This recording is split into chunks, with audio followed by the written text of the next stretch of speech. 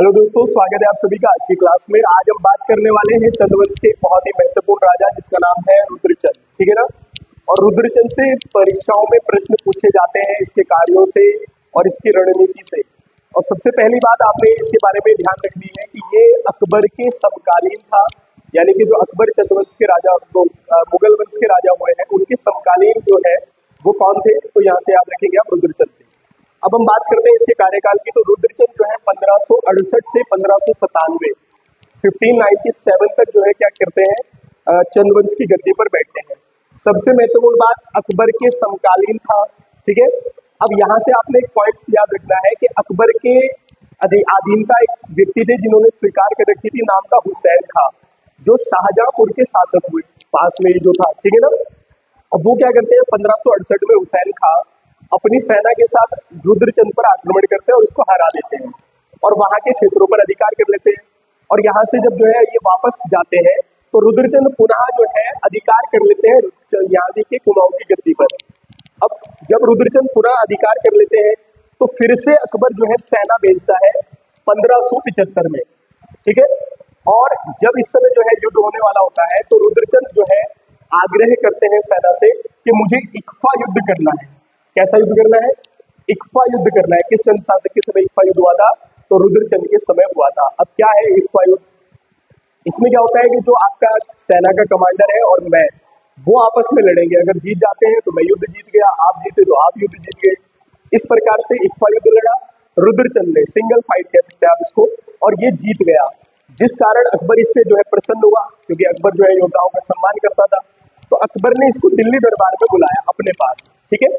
तो ये चंद्रवंश का राजा है जो दिल्ली दरबार में गया, लेकिन ऐसे नहीं गया, ये बहुत सारे उपहार लेकर जो है अकबर के शासनकाल में गया था, जिसमें तिब्बती याक थे, कस्तूरी मृग थी, घोड़े थे और बहुत सारी चीजें जो है कीमती थी, जिनको लेकर ये दिल्ली दरबार में गया था।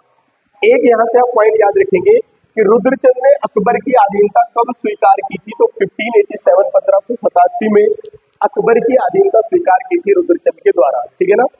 अब बात करते हैं, जब ये वहां पर गया तो उस समय अकबर जो है युद्ध में बिजी था, जो नागौर का युद्ध है। कौन सा? नागौर का युद्ध। अब ये क्या होता है कि नागौर युद्ध में अकबर की सहायता करता है। तो कई बार प्रश्न बनता है कौन सा चंद्रवंश का राजा था जिसने जो है अकबर की सहायता की थी युद्ध में, या मुगलों की ओर से जिसकी सेना युद्ध में लड़ी थी मुगलों की तरफ से। तो वहां से आप याद रखेंगे वो भी रुद्रचंद ही है। ठीक है ना। देखो कितने सारे प्रश्न बन रहे हैं। अकबर के समय राजा रुद्रचंद है, दिल्ली दरबार जा रहे हैं, इक्फा युद्ध कर रहे हैं। ठीक है ना। उसके बाद यहाँ से बात करते हैं, फिर इसमें जो है अकबर का जो राजमंत्री था बीरबल, आपने इसके बारे में सुना है। ये बीरबल को रुद्रचंद ने अपना पुरोहित या पंडित जो है माना कि भैया ये हमारे पुरोहित है, और यहाँ लास्ट तक भी बीरबल के जो है यहाँ से संबंध रहे हैं। ठीक है ना। आगे बढ़ते हैं। अकबर ने इसको जो है 84 माल परगना दिया, जो कि तराई बाबर वाला क्षेत्र होता था, और यहाँ से 9 लाख रुपए प्रतिवर्ष की इनकम होती थी।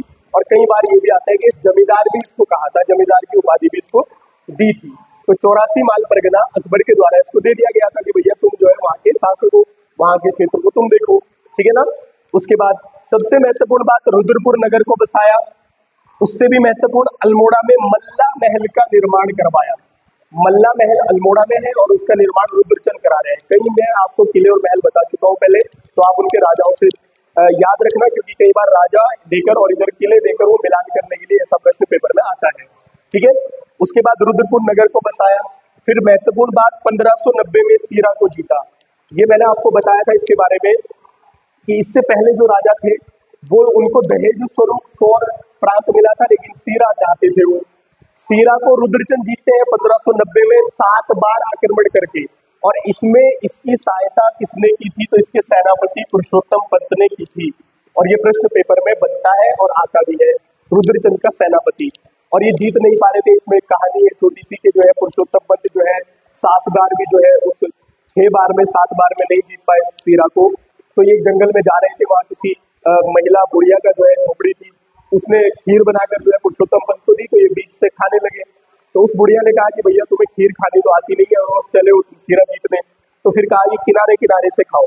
तो फिर ये रणनीति इसने जो है सीरा को जीतने में अपनाई थी, और फिर सीरा प्रांत को भी जीत लिया था। सहायता पुरुषोत्तम पंत ने की थी। ठीक है। आगे बढ़ते हैं। चौथानी ब्राह्मणों की नियुक्ति की किसने? चौथानी ब्राह्मणों की लिखी थी और इसने ब्राह्मणों के वर्ग भी बनाए थे, पितलिए, हडलिए, छड़लिए, ऐसे इस प्रकार से कुछ दल जो है इसके द्वारा बनाए गए थे। उसके बाद इसने युवाओं को संस्कृत भाषा का अध्ययन करने के लिए काशी और कश्मीर भेजा। कौन सा चंद्रवंश राजा था जिसमें जो है युवाओं को कश्मीर जो है संस्कृत की शिक्षा का अध्ययन करने के लिए कश्मीर और काशी भेजा था? तो रुद्रचंद याद रखेंगे आप, ठीक है ना। आगे बढ़ते हैं। इसने जनता को पौड़ी 15 बिस्वा कहा। ये नाम दिया गया जनता को किसके द्वारा? रुद्रचंद के द्वारा। नेक्स्ट, 4 संस्कृत ग्रंथों की रचना सबसे महत्वपूर्ण है और यहाँ से प्रश्न आता है पेपर में। 4 संस्कृत ग्रंथों की रचना जो है किस चंद राजा के समय में हुई थी? तो ये चंद राजा थे रुद्रचंद। और कौन कौन से हैं? सबसे महत्वपूर्ण ये है, सबसे पहले त्रिवेणिक धर्म निर्णय शास्त्र जो है समाज पर लिखा हुआ था। किस पर? समाज पर। उसके बाद सैनिक शास्त्र, ये पक्षी आखेट पर लिखा गया ग्रंथ था। सबसे पहला त्रिवेणिक शास्त्र, सैनिक शास्त्र, ठीक है ना। उसके बाद उषार गोदिया और ययाति चरित्रम, ये उषार गोदिया जो है ये परीक्षा में आया है, पूछा गया है, ठीक है ना। तो याद रखेंगे आप, त्रिवेणिक धर्म निर्णय, सैनिक शास्त्र, उषार गोदिया और ययाति चरित्रम, ठीक है। अब इसके शासनकाल की 2 बातें बड़ी महत्वपूर्ण है जो आपने याद रखनी है, ठीक है ना। मैं यहाँ पर लिख रहा हूँ, आप देख लेना, ठीक है। सबसे महत्वपूर्ण है, वैसे तो हम गढ़वाल के इतिहास में इसको बहुत विस्तार से पढ़ते हैं, लेकिन आप यहाँ पर भी ध्यान रखिए। रुद्रचंद का एक युद्ध हुआ था जिसको बोलते हैं ग्वालदम का युद्ध। किसका युद्ध? ग्वालदम का युद्ध। और ये पेपर में पूछा जाता है। अगर बात करें ग्वालदम का युद्ध किस किस के बीच हुआ था, तो आप डेट भी याद रखेंगे और राजा भी याद रखेंगे। तो 1581 में, 1581 में एक और थे बलभद्र, ठीक है, बलभद्र शाह, ठीक है, और दूसरी और थे रुद्रचंद, ठीक है। अब ये ग्वालदम का युद्ध बलभद्र शाह और जो है किसके बीच हुआ था? रुद्रचंद के बीच में हुआ था, ठीक है। उसके बाद एक इसके बारे में आप याद रखेंगे, रुद्रचंद के 2 पुत्र थे। कितने पुत्र थे? 2 पुत्र थे। एक था लक्ष्मीचंद। कौन था? लक्ष्मीचंद, ठीक है, ये आप यहां से याद रखेंगे, लक्ष्मीचंद। और दूसरा था शक्ति गुसाई, शक्ति गुसाई, ठीक है, शक्ति गुसाई। अब यहां से आपने ध्यान रखना है। अब इसके बाद जो राजा बनेंगे वो बनेंगे लक्ष्मीचंद। उसका कारण ये है कि शक्ति गुसाई इसलिए राजा नहीं बनते क्योंकि शक्ति गुसाई जन्म से अंधे थे, लेकिन इन्होंने बहुत सारी तपस्या की अपनी आंखें वापस आने के लिए, लेकिन आंखें तो वापस आई नहीं, लेकिन इनको ज्ञान की प्राप्ति ज्यादा हो गई थी, जिस कारण जितने भी प्रशासनिक कार्य, प्रशासनिक सुधार है, भूमि की नाप के लिए नाली और मुट्ठी का प्रयोग करना या भूमि की नाप करना, तो ये सारे के सारे प्रयोग जो है शक्ति गुसाई ने अपने शासनकाल में किए और लक्ष्मीचंद ने लागू किए। तो अब राजा बनेंगे लक्ष्मीचंद, और यहाँ से भी प्रश्न पेपर में बनता है। तो रुद्रचंद से इतनी बातें आपने याद रखनी है। अकबर का समकालीन था, ठीक है ना, अकबर की आधीनता स्वीकार की, 84 माल परगने का फरमान मिला इसको, और जो भी इसने जो है जैसे 4 सेट जो संस्कृत ग्रंथ थे इनको भी आपने याद रखना है। तो मिलते हैं दोस्तों नेक्स्ट वीडियो में अगले चंद्रवंश के राजा किसको लेकर? लक्ष्मीचंद को लेकर। उससे पहले शक्ति गोसाई के बारे में थोड़ी सी बातें आपको बतानी है। तो मिलते हैं नेक्स्ट वीडियो में। धन्यवाद।